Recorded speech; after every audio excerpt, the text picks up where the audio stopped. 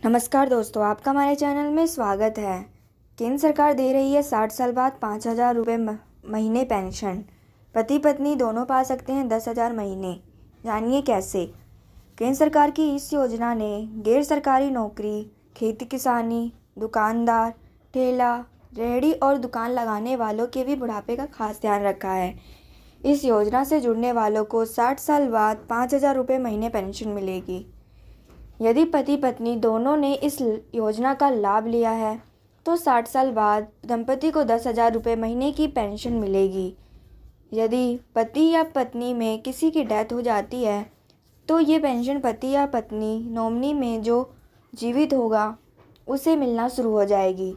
सरकार की इस अटल पेंशन योजना की लोकप्रियता तेज़ी से बढ़ रही है।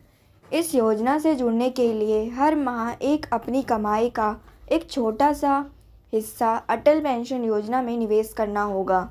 ये निवेश योजना का लाभ लेने वाले के उम्र के हिसाब से होता है।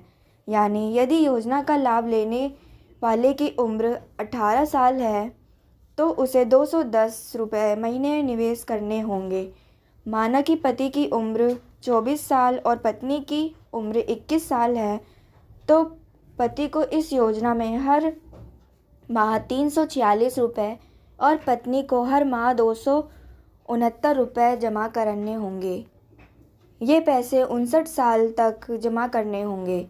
60वें साल से पति पत्नी दोनों को 10,000 रुपये महीने यानी 1,20,000 रुपये सालाना की पेंशन आजीवन मिलने लगेगी। इसके लिए केंद्र सरकार की अटल पेंशन योजना निवेश का अमाउंट में बड़ा नहीं है।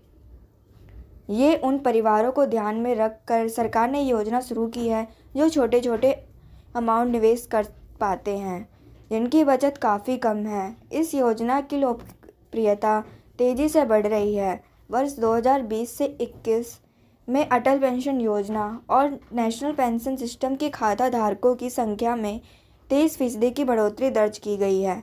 31 मार्च 2021 तक इस योजना में कुल खाताधारकों की संख्या बढ़कर 4.20 करोड़ हो गई है। इस योजना से जुड़ने के लिए न्यूनतम उम्र 18 साल और अधिकतम उम्र 40 साल होनी चाहिए। इसमें उम्र के हिसाब से मंथली प्रीमियम तय होता है। सबसे कम प्रीमियम 18 साल की उम्र में योजना का लाभ लेने पर देना पड़ता है। सबसे ज़्यादा प्रीमियम 30 साल के ऊपर की उम्र वालों को देना पड़ता है। चूँकि पेंशन की न्यूनतम राशि 1,000 मासिक और अधिकतम 5,000 मासिक तय की गई है। प्रीमियम देते समय पेंशन की राशि को भी आधार बनाया जाता है। इस योजना के तहत पेंशन ले रहे व्यक्ति की मृत्यु हो जाने पर वो पेंशन नॉमिनी को आजीवन मिलता रहेगा।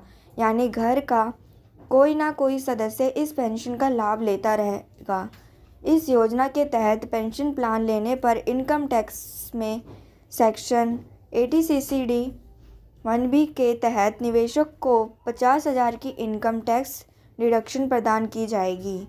यदि पेंशन का लाभ लेने वाले की मृत्यु 60 साल से पहले हो जाती है तो उस अवस्था में भी पेंशन उसके नॉमिनी को प्रदान किया जाएगा।